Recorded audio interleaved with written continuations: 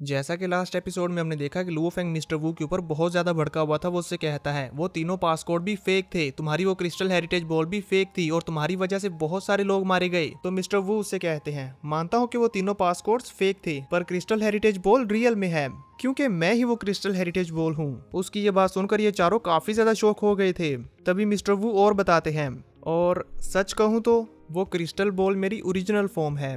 अपने मास्टर के साथ टेंस ऑफ मिलियंस ईयर्स तक कल्टीवेशन करने के बाद मैं एक इंटेलिजेंट लाइफ में इवॉल्व हो गया। और दूसरे लोग जो इस क्रिस्टल बॉल को देखते थे वो इस बारे में अफवाहें फैलाने लगे कि क्रिस्टल बॉल लोगों को इवॉल्व कर सकती है, जबकि ये बिल्कुल भी सच नहीं था। कितने बेवकूफ थे ना वो। मिस्टर वू की ये सारी बातें सुनकर वॉरियर ली शन का खून खोल जाता और वो चिल्लाते हुए कहते हैं मिस्टर वू। तो भी कहते हैं क्या मेरी स्टोरी जानने के बाद क्या तुम्हें मेरी इनहेरिटेंस एक्सेप्ट करने में शर्म आती है। जिस पर वॉरियर ली शन उसकी तरफ आगे बढ़ते हुए कहते हैं तुम्हारी वजह से अब हम हर पल खतरे में हैं। उसकी इस बात पर मिस्टर वो हंसने लगते हैं और कहते हैं अगर तुम ट्रेजर्स को हासिल करना चाहते हो तो फिर रिस्क तो होंगे ही ना। पर हम देखते हैं कि वॉरियर ली शन उदास होते हुए कहते हैं तुम्हारी वजह से हमने अपने पार्टनर्स को खो दिया। ऑल्सो तुम्हारे रियल विद इन रियल में बनाए गए रूल्स की वजह से वो लोग वहां पर मारे गए। ये कहते हुए वो जिया हुक और टाई नानी के बारे में सोच रहे थे, इसीलिए वो चिल्लाते हुए कहते हैं सब कुछ तुम्हारी वजह से हुआ। वॉरियर ली शन की ये सारी बातें सुनकर लीडर होंग, लुओ फेंग और ओगियो भी काफी उदास हो रहे होते हैं, जबकि मिस्टर वू इस पर कहते हैं तो इसमें गलत क्या है। रूल्स बनाने का हक सिर्फ ताकतवर को है और जो कमजोर हैं वो कुछ नहीं कर सकते, वो सिर्फ देख सकते हैं। और फिर वो सब इसी तरह मर जाते हैं। मिस्टर वू की ये सारी बातें सुनकर वॉरियर ली शन को बहुत ही ज्यादा गुस्सा आने लगता है, लेकिन फिर वो खुद को शांत करते हुए कुछ सोचने लगते हैं। तभी लीडर होंग और लुओ फेंग वॉरियर ली शन के सामने आ जाते हैं और कहते हैं सेकंड ब्रदर तुम्हें कोई भी फोर्स नहीं कर रहा, अगर आप इसकी इनहेरिटेंस को नहीं लेना चाहते तो हम आपके साथ हैं। बबाता भी उनके सामने आ जाती है और कहती है मैं अब भी यहाँ पर हूँ, मैं तुम सबको प्रोटेक्ट करूंगी। वॉरियर ली शन इन सभी को अपने लिए स्टैंड लेता हुआ देखकर हैरान हो जाते हैं और फिर सोचते हैं हमारी अर्थ अभी भी बहुत बड़े खतरे में है। वो नोलांसन्स किसी भी वक्त अर्थ पर हमला कर सकते हैं। मुझे अर्थ को प्रोटेक्ट करने के लिए ये करना ही होगा। इसीलिए वो आगे बढ़ते हुए मिस्टर वू के पास आने लगते हैं और कहते हैं मिस्टर वू दर हकीकत मैं तुम्हारी कोई भी सीक्रेट टेक्निक नहीं चाहता, लेकिन अभी मुझे मेरे होमलैंड को प्रोटेक्ट करना है, सो इसी वजह से मैं तुम्हारी इनहेरिटेंस को एक्सेप्ट करता हूँ। वॉरियर ली शन के इनहेरिटेंस एक्सेप्ट कर लेने की वजह से मिस्टर वू काफी ज्यादा खुश हो जाते हैं और कहते हैं ये हुई ना बात। और फिर से वो डांस करते करते वॉरियर ली शन के नजदीक आने लगते हैं कि तभी लुओ फेंग बबाता से कहता है बबाता।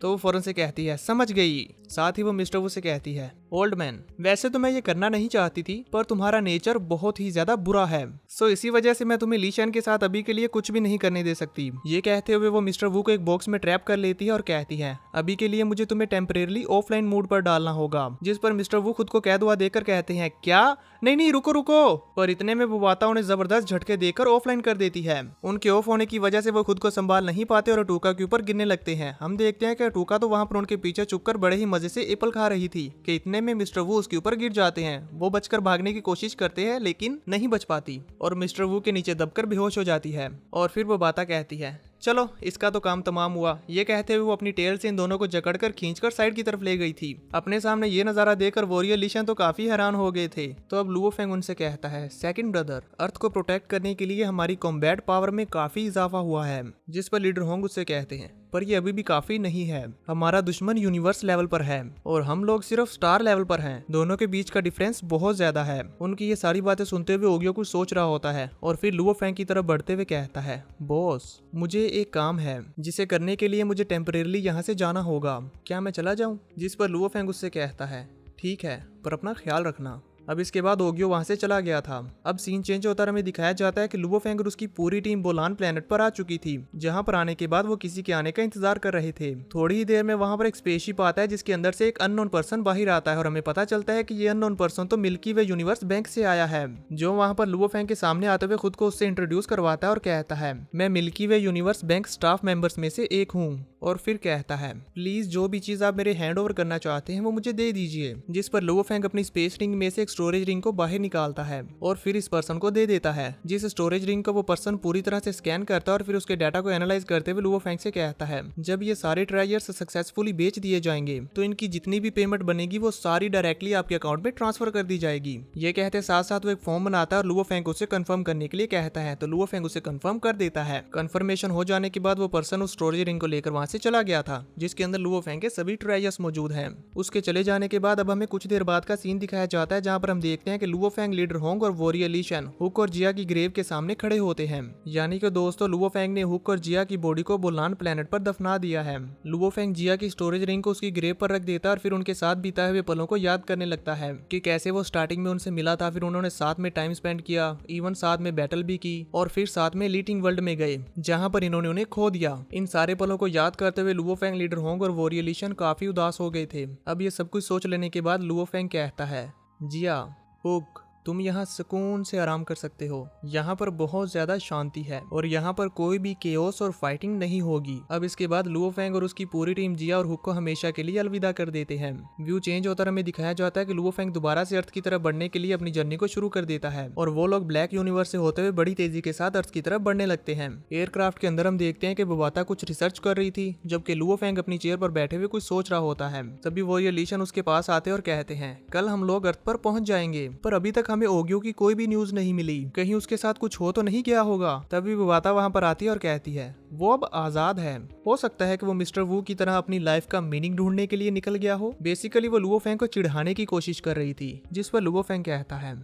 उसने कहा था कि वो थोड़ी देर के लिए जा रहा है। तो लीडर होंग उसके कंधे पर हाथ रखते हुए कहते हैं, फिक्र मत करो, वो आ जाएगा। जबकि बुबाता कहती है, ये कितने भोले हैं। और फिर वो लुओ फेंग से कहती है, तुम्हें ओगियो की बायोचिप को इतनी जल्दी कैंसिल नहीं करना चाहिए था, उसका लेवल तुम तीनों से हाईएस्ट है और उसकी पावर भी अर्थ को प्रोटेक्ट करने के लिए जरूरी थी, पर अब तो सब कुछ खत्म हो गया, वो जा चुका है।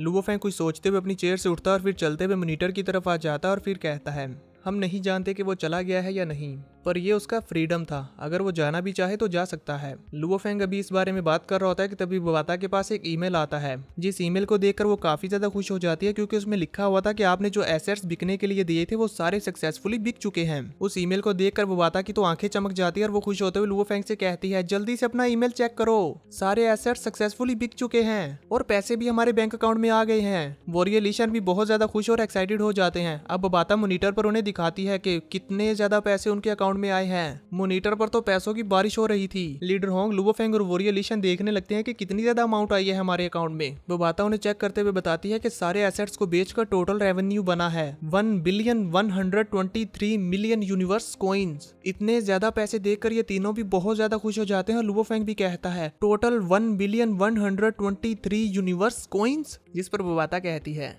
करेक्ट, ये पैसे तो दर्जनों सोलर सिस्टम्स के बराबर हैं। इतनी ज्यादा वेल्थ तो एक वर्ल्ड लेवल मास्टर के पास होती है। तभी बुबाता के पास एक और नोटिफिकेशन आता है। जब वो उसे देखती है तो उसे पता चलता है कि लुओ फेंग का बैलेंस तो 10 ट्रिलियन यूनिवर्स कॉइन्स तक पहुंच चुका है और इसी वजह से अब उसका बैंक अकाउंट ऑटोमेटिकली अपग्रेड होकर 3 स्टार पर पहुंच गया है। 3 स्टार पर पहुंचने की वजह से उन्हें कियानवो ऑक्शन से इन्विटेशन मिलता है और जाइंट जी अरीना से भी इन्विटेशन मिलता है। तभी हम देखते हैं कि लुओ फेंग इन पैसों को लीडर होंग, वॉरियर ली शन और ओगियो के अकाउंट्स में ट्रांसफर कर रहा होता है। ट्रांसफर करने के बाद वो उनसे कहता है, अब जो पैसे बाकी बचे हैं उनको हम अर्थ की डिफेंस को इनहेंस करने के लिए यूज करेंगे, जिस पर लीडर होंग और वॉरियर ली शन भी खुशी खुशी मान जाते हैं। पर फेंग अभी भी परेशान हो रहा था कि आखिर ये ओगियो कहाँ पर चला गया। तभी वो बुबाता उसके पास आती है और कहती है, हे, सिर्फ पैसों को डिस्ट्रीब्यूट मत करो, तुम अब 3 स्टार कस्टमर बन चुके हो और अब तुम्हें ये सोचना है कि तुम्हें इन दोनों इन्विटेशंस में से पहले कहाँ जाना है। तुम्हारे पास ये दोनों ऑप्शन है, किस में जाना चाहोगे। जिस पर लीडर होंग, लुओ फेंग और वॉरियर ली शन तीनों ही एक साथ कहते हैं, जाइंट जी अरीना।